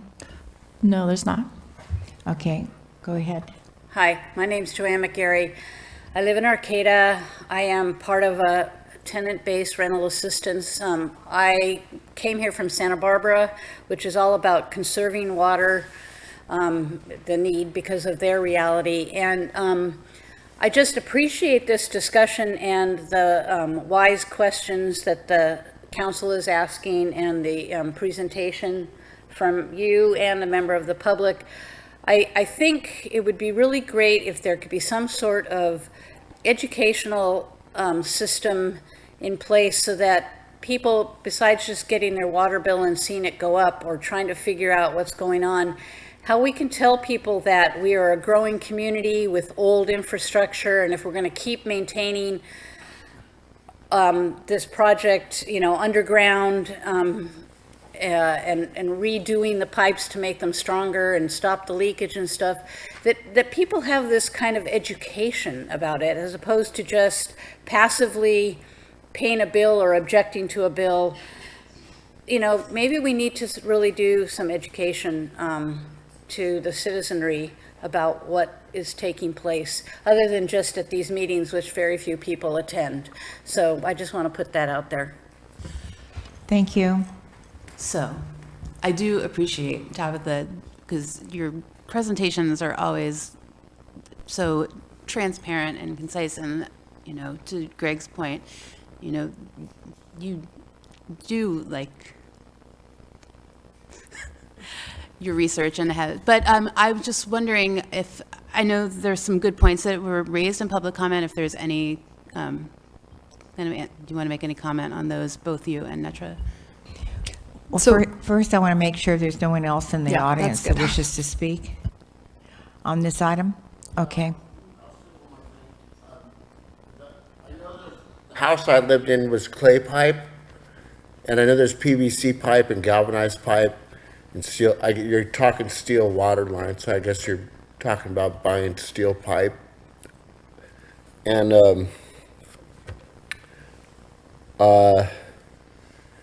so I don't know how much that costs, or if you're talking about the street or the houses, but I guess that's worth fixing if the earthquakes are messing up the pipes, or I don't know.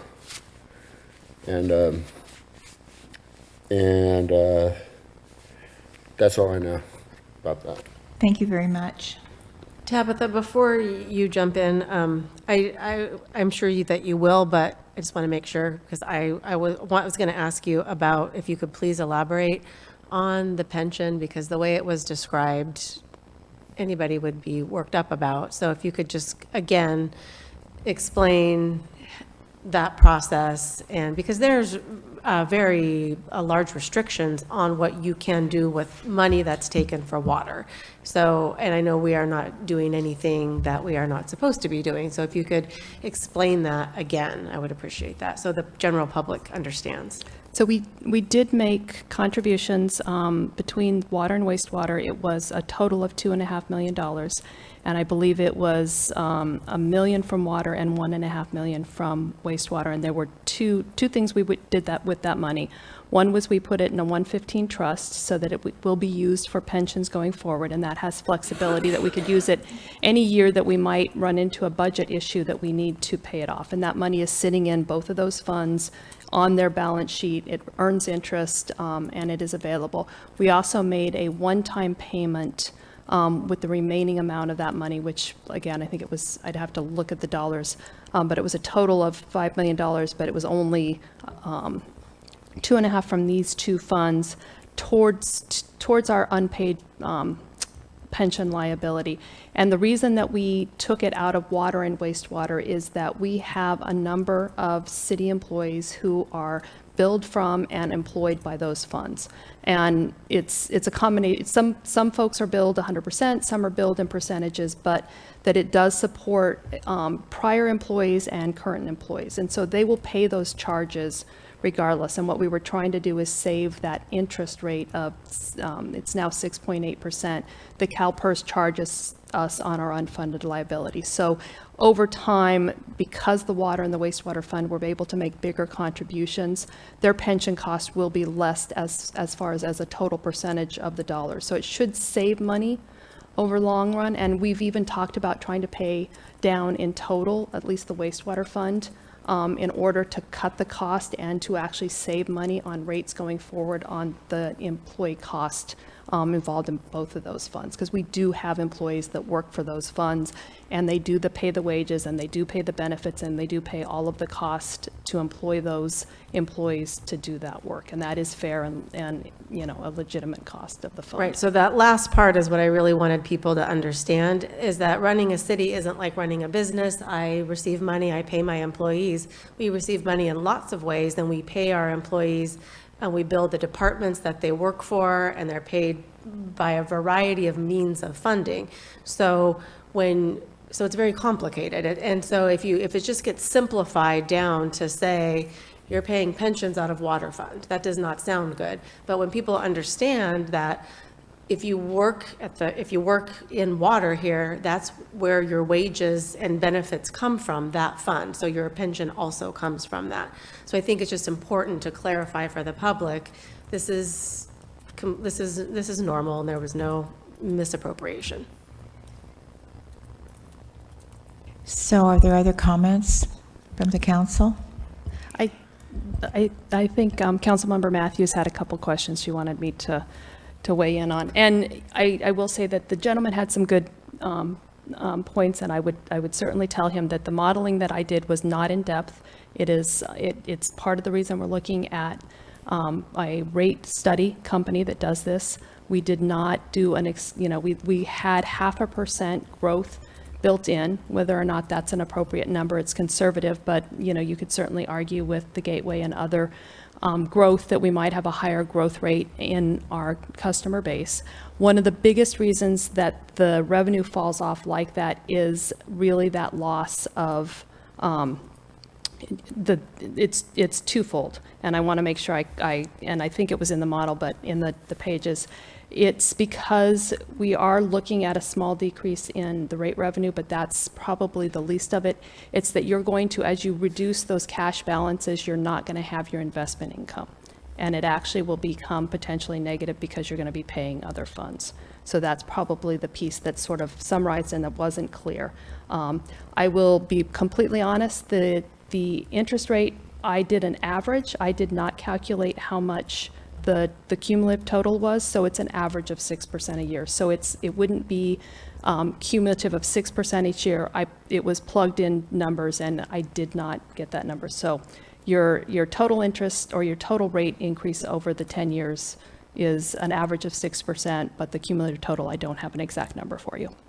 And so when this comes back And it to wasn't us- 6% every year, it was different amounts, so it's not an exact amount. And when this comes back to us, if it does, it'll be more, it'll be more specific? Of course. Yeah. And it's, keep in mind that I probably am not going to bring models like this back for you. We'll do it through the weight study. So it'll be a comprehensive professional folks and other folks that are looking at it. This was a matter of trying to put the numbers up. But I take, the input.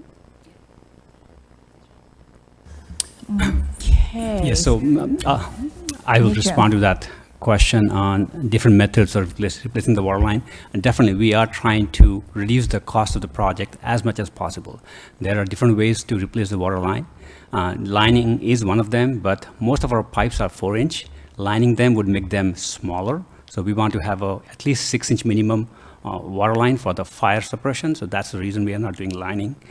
And then we are also trying to purchase the material so that we don't get a markup from the contractor. So we are, in advance, we are trying to purchase material so we don't get the markup from the contractor. So those are the things we are doing.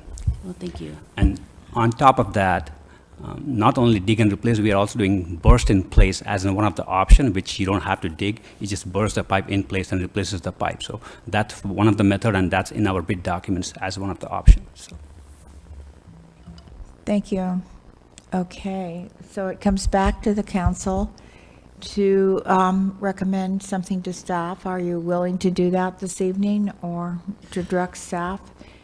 So when this comes back, will the rate study be, how close will we be to having, no? No. The rate study is probably, if the contract will probably come back to you on the 19th or the 5th, depending on timing, but you probably have months before you're going to see the results of the rate study. And then you were saying that a rate increase wouldn't start till 26, is that? It would be 10, so it would still have to go through the 218 notice and rate increase process. So there is, a public piece of it where everybody gets to weigh in. We are projecting that it would probably be January 1st of 2026, but that's also a decision that would be made through the process and also based on what your input is. The one thing, that I will say, and that the gentleman alluded to, your rate increases at the beginning of the process, because they're cumulative, have more impact than, starting low and ending up high. So that's something that would be considered, and it's just part of the strategy that you would look at. So I am, interested to see what this looks like when the policy comes back and getting some more information. So I will go ahead and move to make the staff recommendation to draft an interfund loan policy and a resolution providing terms for an $8.5 million loan from the city's wastewater fund to the city's water fund council for possible future council action. Thank you. Is there a second on that direction? Yes, I'll second that. I think we can't lose with more information. It seems that's definitely what we need, so yes. Thank you. So I'll ask all those in favor by signifying aye. Aye. Those opposed? Motion carries. Thank you very much. Thank you so much, Tabitha.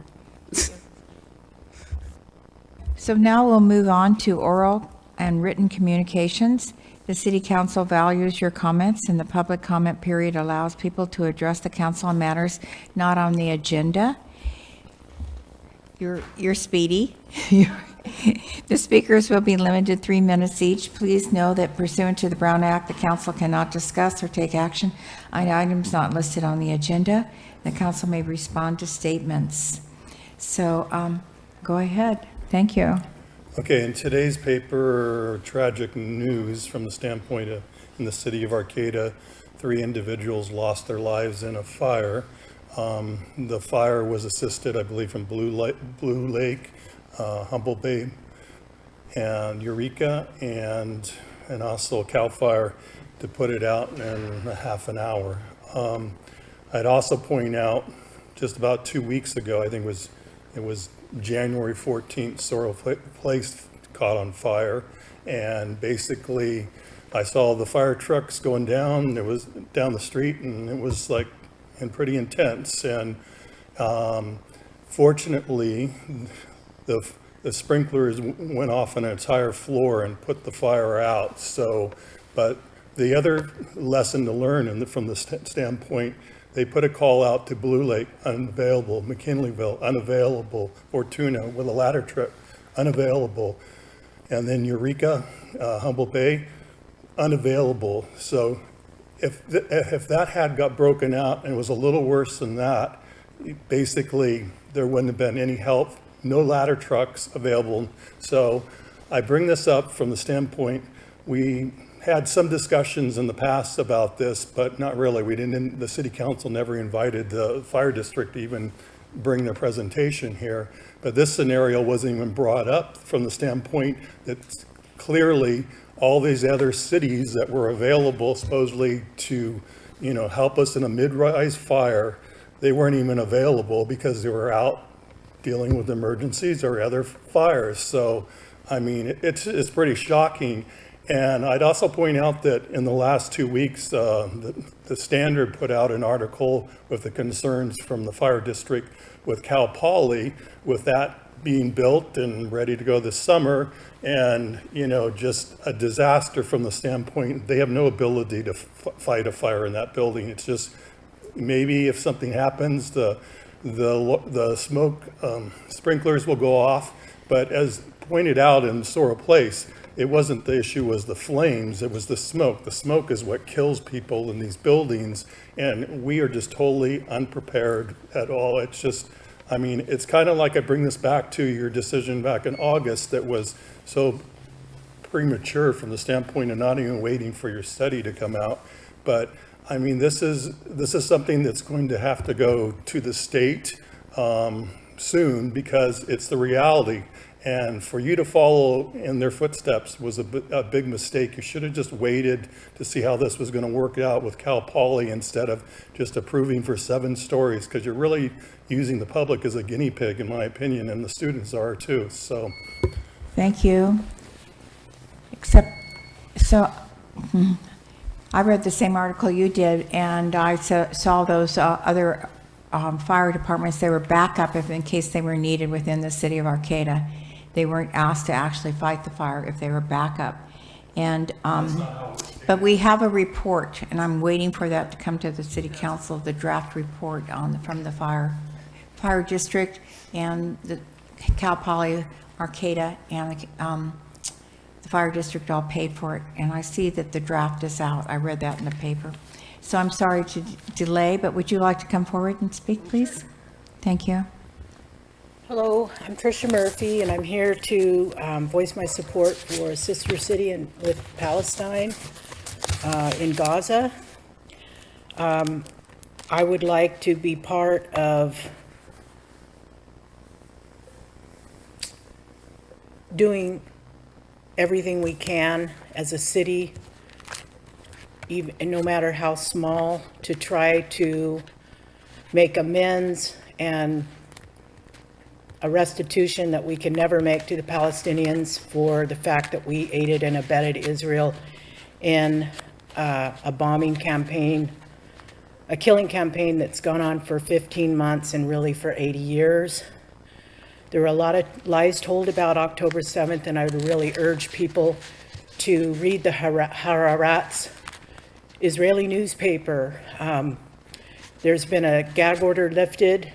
There's been an investigation into what actually happened on the 7th. What we do know is pilots that were flying Apache helicopters have come forward and said that the Hannibal Directive was enacted that day. The Hannibal Directive was something they came up with when an Israeli person was taken hostage into Gaza some years ago, and they had to give up several Palestinian detainees in order to get that person back. And at that point, they decided that the Hannibal Directive would be used going forward to prevent any Israelis from going into Gaza, dead or alive. That the pilots said that they were full of munitions. There was at least a dozen. They came in, the burned out cars, there were roughly 1,000 of them, were shot down with with missiles from Apache helicopters. There was nothing that Hamas or the Palestinians fighters brought over the border that could have done that kind of damage. That's a well-established fact. I would urge people to listen to the Gray Zone, Max Blumenthal, who has he's a Washington correspondent, reporter. He's Jewish. His partner, Aaron Mate, is from Canada. He's also Jewish. Aaron Mate's father, Gabor Mate, is a trauma specialist and a survivor of the Holocaust. These guys are doing excellent reporting, and they've actually held even the New York Times feet to the fire. The accusations of mass rape have been debunked. You can read about that. You can read in the New York Times that those rapes did not happen. There's not a shred of evidence. They just, an investigative prosecutor from Israel just had to admit there was absolutely no evidence of that. No evidence of any Thank you so much. decapitated babies. Thank you. I support Sister City in Palestine. Thank you. Is there anyone else that would like to speak during public comment? Do we have anyone? Oh, all right, Joanne. Hello, my name's Joanne McGarry, and I like to sometimes remind people of personal history and local history. And 3 years ago today, I was viciously attacked by a pack of dogs and was bitten severely in my legs and my elbow. I recall that incident as being very traumatic to me, but it was nothing compared to the history that happens tomorrow of 140 years since the Chinese expulsion in Eureka, where a group of people were forcibly removed from our nearby town because of who they were and where they came from. And I think it's really, really important for us in 2025 as the city of Arcata to oppose the viciousness and the hostility and the hate that historically has come out of this community against people who are different, against the other, and the dehumanization of people in our community and elsewhere. And I have requested and never gotten a decent response about my request that we become a peaceful, nonviolent, compassionate place, declare us as such by joining these international groups that many other municipalities belong to, the International Cities of Peace out of Dayton, Ohio, the Nonviolent City Project, and the Charter for Compassion. I see no reason why we can't join so many other cities like us in declaring our unity on being a peaceful, nonviolent, and compassionate place.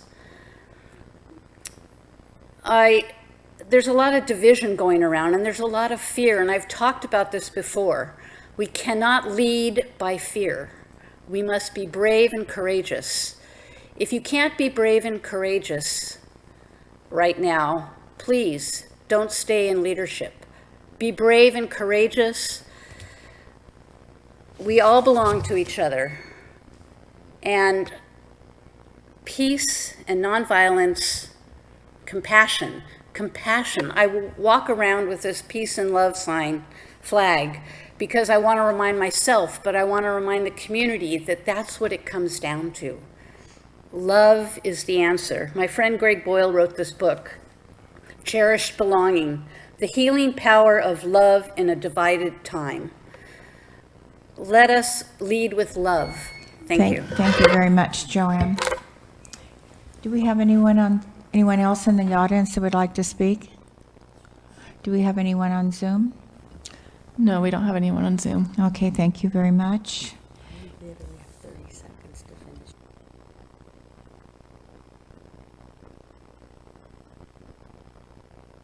So I would like to confirm a study session with the committees and commissioners, chair people, and that'll be on February 12th, 2025 at 5 p.m. It'll be held in the council chambers.